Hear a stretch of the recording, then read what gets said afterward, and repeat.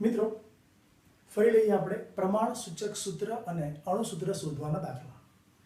તમને કોઈ તત્વોના ટકાવાર પ્રમાણ આપ્યા હોય અને પ્રમાણ લગભગ 100 જે થઈ જતા હોય, દાખલા તરીકે કાર્બન, હાઇડ્રોજન અને નાઇટ્રોજન નું ટકાવાર પ્રમાણ એમનો સરવાળો 100 થઈ જાય છે, તો નક્કી એમાં ઓક્સિજન નહીં હોય. પણ માની લો કે તમે કાર્બનના ટકા તમને આપ્યા, હાઇડ્રોજનના આપ્યા, નાઇટ્રોજનના આપ્યા, બધાનો સરવાળો કર્યો અને ધારો કે 80% આવ્યો, તો નક્કી અંદર ઓક્સિજન 20% હોવો જોઈએ. આ વસ્તુ મિત્રો ખાસ યાદ રાખવાની છે. જોઈએ અહીંયા કાર્બનિક પદાર્થમાં કાર્બન, હાઇડ્રોજન, નાઇટ્રોજન અને ઓક્સિજનના ટકાવાર પ્રમાણ અનુક્રમે 62.07, 10.34, 14 અને 13.59 છે. તો તે સંયોજનનું પ્રમાણ સૂચક સૂત્ર શોધો. જો તેનો અણુભાર 114 ગ્રામ પ્રતિ મોલ હોય તો અણુ સૂત્ર પણ શોધો. જોઈએ તત્વ કાર્બન, હાઇડ્રોજન, ઓક્સિજન, નાઇટ્રોજન આપણે ક્રમમાં લઈએ છીએ.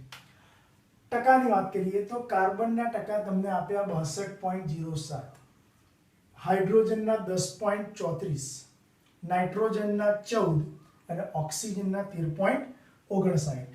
બરાબર. હવે દરેકનો પરમાણુ ભાર તો આપણે જાણીએ જ છીએ. કાર્બનનો પરમાણુય ભાર 12, હાઇડ્રોજનનો પરમાણુય ભાર 1, ઓક્સિજનનો પરમાણુય ભાર 16, નાઇટ્રોજનનો પરમાણુય ભાર 14. હવે ટકા ભાગ્યા ભાર કરીશું તો આપણને એક સાદો ગુણોત્તર મળશે. તો એક કામ કરીશું, પરમાણુય ભાર ભાગ્યા ટકા ભાગ્યા પરમાણુય ભાર કરી દઈએ. તમને મળ્યો 62.07 ના છેદમાં 12, 10.34 ના છેદમાં 1, 13.59 ના છેદમાં 16 અને 14 ના છેદમાં 14. તો મિત્રો તમને હવે સાદો ગુણોત્તર મળી જવાનો.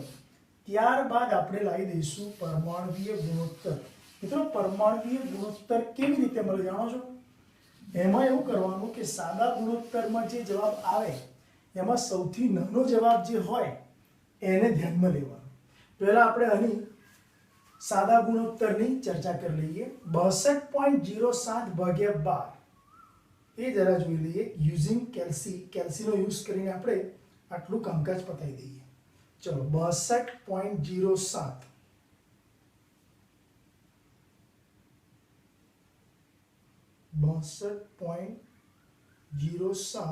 ભાગ્યા 12 5.17 મળે.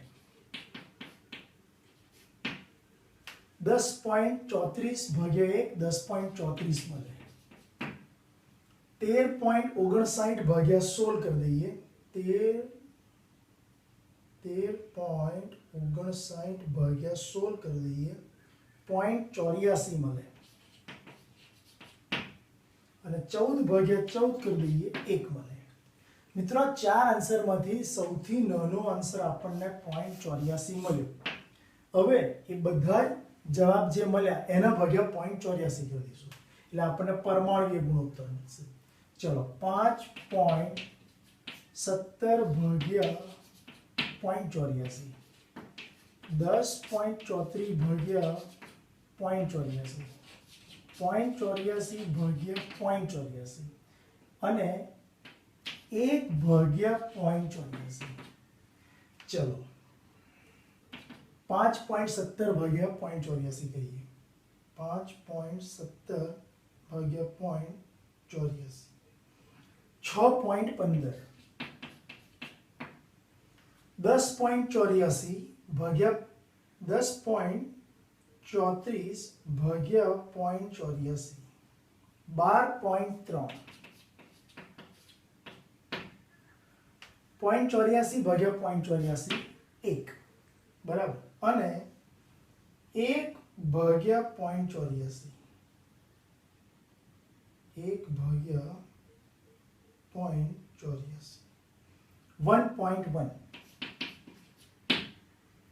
તો મિત્રો આનું પરમાણુય ગુણોત્તર જે મળ્યો એમાંથી આપણે પૂર્ણાંક કાઢીએ. ચલો પૂર્ણાંક કાઢીશું તો આનો પૂર્ણાંક કેટલો મળશે? 6.15 એટલે પૂર્ણાંક 6 કહેવાય. 12.3 એટલે પૂર્ણાંક 12 કહેવાય. 1 નો 1 કહેવાય અને 1.1 એનો 1 કહેવાય. તો મિત્રો અત્યારે આપણી પાસે જે કાર્બન, હાઇડ્રોજન, ઓક્સિજન, નાઇટ્રોજન તત્વો હતા એમાં પૂર્ણાંક તમે આટલા લઈ આવ્યા. આના ઉપરથી આપણને મળશે પ્રમાણ સૂચક સૂત્ર. તો મિત્રો અહીંયા લખું છું આ કાર્બનિક સંયોજનનું પ્રમાણ સૂચક સૂત્ર ઇઝ ઇક્વલ ટુ કાર્બન કેટલો 6 તો હું લખીશ 6, હાઇડ્રોજન 12, ઓક્સિજન 1, નાઇટ્રોજન 1. તો કાર્બનિક સંયોજનોમાં આપણે CHON લખીએ એ મુજબ C6H12O1N1. આનો મતલબ એવો થયો કે તમે સૂત્રમાં આવી રીતે લખી શકો C6H12NO. આને કહેવાય પ્રમાણ સૂચક સૂત્ર. મિત્રો પ્રમાણ સૂચક સૂત્ર મળી ગયું, ત્યારબાદ પ્રમાણ સૂચક સૂત્રભાર જેને કહેવાય પશુભાર. હવે પ્રમાણ સૂચક સૂત્રભાર 6 into carbon, 12 into hydrogen, 1 into N, 1 into oxygen. આનો મતલબ કે 6 ગુણ્યા કાર્બનનું પરમાણુય દળ, 12 ગુણ્યા હાઇડ્રોજનનું પરમાણુય દળ, 1 ગુણ્યા નાઇટ્રોજનનું પરમાણુય દળ અને 1 ગુણ્યા ઓક્સિજનનું પરમાણુય દળ. ચલો કાર્બનનું પરમાણુય દળ આપણે જાણીએ છીએ 12, હાઇડ્રોજનનું 1, નાઇટ્રોજનનું 14 અને ઓક્સિજનનું 16. 72, 12, 14 અને 16. 72 ને 12 84 ની અંદર 16 ઉમેરો 100 અને 14 114 મળશે આપણને. 114 ગ્રામ પર મોલ. મિત્રો પશુભાર તમને મળી ગયો 114 ગ્રામ પ્રતિ મોલ. હવે શું કરીશું?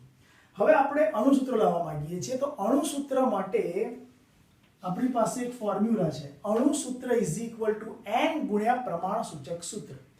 તો n લાવવા માટે શું કરીશું? અણુભર ભાગ્યા પશુભર કરીશું. એક કામ કરી લઈએ, n બરાબર અણુભર ભાગ્યા પ્રમાણ સૂચક સૂત્ર ભર. ચલો અણુભર આપણે આપેલો છે 114, 114. પશુભર તમને મળ્યો 114. જવાબ આવ્યો 1. તો તમને મળશે n ની કિંમત 1. બરાબર. હવે શું કરીશું?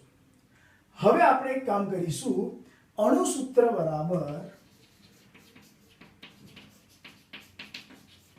n ગુણ્યા પ્રમાણ સૂચક સૂત્ર. n મળ્યો આપણને 1 અને પશુ સૂત્ર તમારી પાસે છે C6H12 એનો 1 ગુણી નાખીએ તો જવાબ એનો એ જ મળશે, C6H12NO. તો મિત્રો આ પ્રશ્નમાં તમે અણુસૂત્ર પણ અને પ્રમાણ સૂત્ર એ પણ બંને સમાન લાયા. મિત્રો શું કર્યું એક વાત ફરી સમજાવી દઉં. તમને આપેલા આ રકમમાં કાર્બન, હાઇડ્રોજન, નાઇટ્રોજન, ઓક્સિજનનું ટકાવાર પ્રમાણ 62 વત્તા 10 એટલે આશરે 72 વત્તા 14 એટલે આશરે 86 અને વત્તા 13 પોઈન્ટ સમથિંગ એટલે આશરે 99.99% આસપાસ આવે. તો 100% પદાર્થ થઈ ગયો. હવે એમાં તમને આપ્યો તો આણ્વીય દળ, અણુભાર કેટલો આપ્યો તો 114. તો બે વસ્તુ શોધવાની, અણુસૂત્ર અને પ્રમાણ સૂચક સૂત્ર. કેમ કે પ્રમાણ સૂચક સૂત્ર મળશે તો જ અણુસૂત્ર આપણને મળવાનું. હવે તત્વો તમને આપ્યા હતા CHO અને N. ટકાવારી એમની આપી 62.07, હાઇડ્રોજન 10.34, ઓક્સિજન 13.59, નાઇટ્રોજન 14. હવે તત્વોના ભાર તમે જાણો છો, કાર્બનનું પરમાણુય દળ 12 હોય, હાઇડ્રોજનનું 1 હોય, ઓક્સિજનનું 16 હોય અને નાઇટ્રોજનનું 14 હોય. ટકા ભાગ્યા ભાર કરશો, પોતાના ટકા ભાગ્યા પોતાનો પરમાણુ ભાર. તો આના ટકા ભાગ્યા ભાર એટલે જવાબ તમને એક મળવાનો. એવી રીતે હાઇડ્રોજનનો મળવાનો, એવી રીતે ઓક્સિજન, એવી રીતે નાઇટ્રોજન. આ તમને સાદો ગુણોત્તર મળ્યો. સાદો ગુણોત્તર મળી ગયા બાદ આપણે લાવીશું પરમાણુ ગુણોત્તર. કેવી રીતે લાવીશું?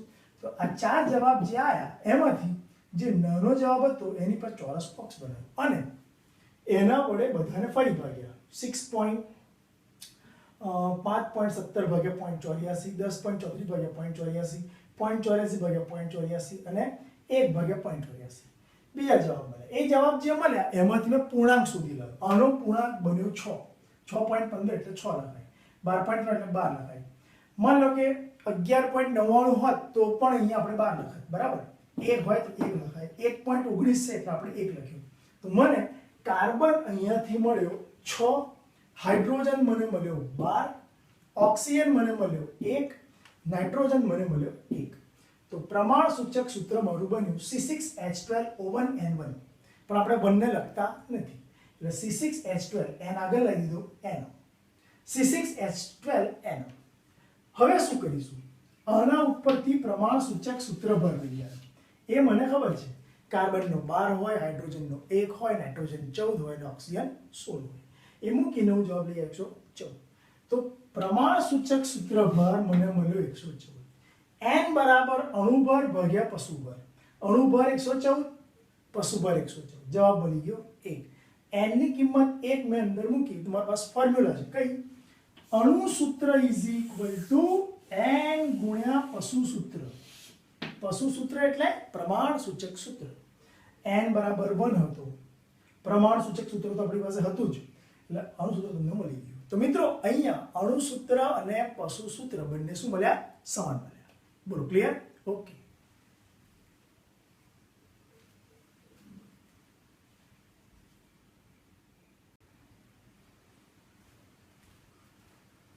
નો ફ્રેન્ડ્સ, આવો જ એક દાખલો બીજો કરીએ.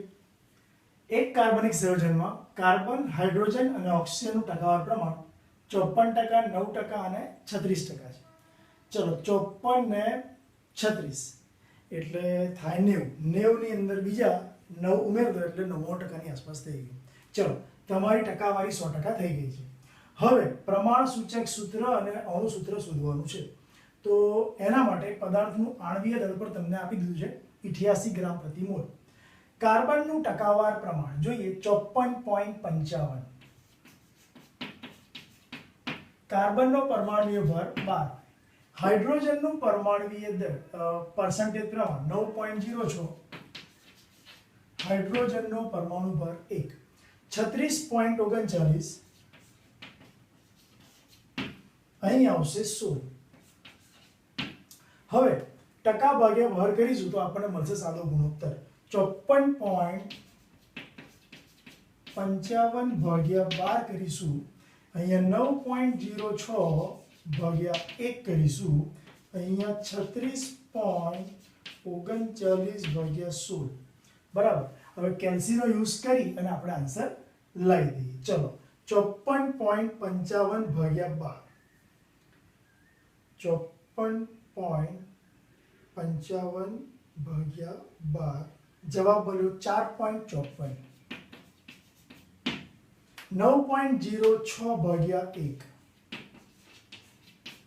એટલે 9.06 અને 36.39 ભાગ્યા 16. 36.39 ભાગ્યા 16 જવાબ મળ્યો 2.27. મિત્રો આ ત્રણેયમાં સૌથી ઓછો આન્સર, નાનો આન્સર 2.27. હવે આપણે આ જે ત્રણેય રકમ આવી એને 2.27 વડે ફરી ભાગીએ. ચલો 4.54 ભાગ્યા 2.27. 9.06 ભાગ્યા 2.27. 2.27 ભાગ્યા 2.27. અહીંયા આવશે 1. અહીંયા આવશે ચલો 9.06 ભાગ્યા 2.27. 3.99. અને અહીંયા 4.54 ભાગ્યા 2.27 ઇઝ ઇક્વલ ટુ એક્ઝેક્ટલી 2. તો અહીંયા પૂર્ણાંકમાં લખીશું આપણે 2. આનો પૂર્ણાંક આવશે 4. આનો પૂર્ણાંક આવશે 1. તો મિત્રો હવે આપણી પાસે ફોર્મ્યુલા બની ગઈ પ્રમાણ સૂચક સૂત્રની.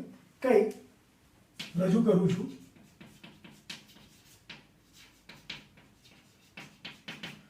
C2 છે એટલે C2, H4 છે H4 અને O1 છે O1 અને 1 ના લખવું હોય તો પણ ચાલે. એટલે આપણે શું લખીએ છીએ C2H4O એ બન્યું તમારું પ્રમાણ સૂચક સૂત્ર. હવે એના ઉપરથી લાવીશું આપણે પ્રમાણ સૂચક સૂત્ર પર. બરાબર 2 into કાર્બનનો, 4 into હાઇડ્રોજનનો અને 1 into ઓક્સિજનનો. કાર્બનનો 12, હાઇડ્રોજનનો 1 અને ઓક્સિજનનો 16. એટલે 12 × 24 = 4 = 28 ને 16 44 આપણને મળે. 44 ગ્રામ પર મોલ. મિત્રો પશુભાર મળી ગયો. હવે આપણે અણુભાર અને અણુસૂત્ર બંને લાવવા પ્રયત્ન કરીએ. તો n બરાબર અણુભાર ઓલરેડી તમને આપ્યું છે 88. પશુભાર હમણાં જ લઈ આવ્યા 88 ભાગ્યા 44 જવાબ આવશે 2. તમને મળ્યો n બરાબર 2. હવે આના પરથી લઈશું અણુસૂત્ર ઇઝ ઇક્વલ ટુ n ગુણ્યા પશુસૂત્ર. ચલો n કેટલું છે 2. પશુસૂત્ર C2H4O છે. ચલો શું મળશે C2H4O એટલે અહીંયા બની જશે C4H8 અને O2. તો મિત્રો તમને અણુસૂત્ર મળી ગયું C4H8O2. બોલો ક્લિયર? તો પશુસૂત્ર મળ્યું C2H4O, અણુસૂત્ર મળ્યું ડબલ C4H8O2. n મળ્યો આપણને અહીંયા 2. તો અહીંયા તમે કાર્બન, હાઇડ્રોજન અને ઓક્સિજનનું ટકાવાર પ્રમાણ લગભગ 100 હતું એટલે બીજું કોઈ તત્વ હોવાની શક્યતા નથી રહેતી. તમે આ ટેબલ ઉપરથી આ વસ્તુ લાવી શક્યા. ઓકે.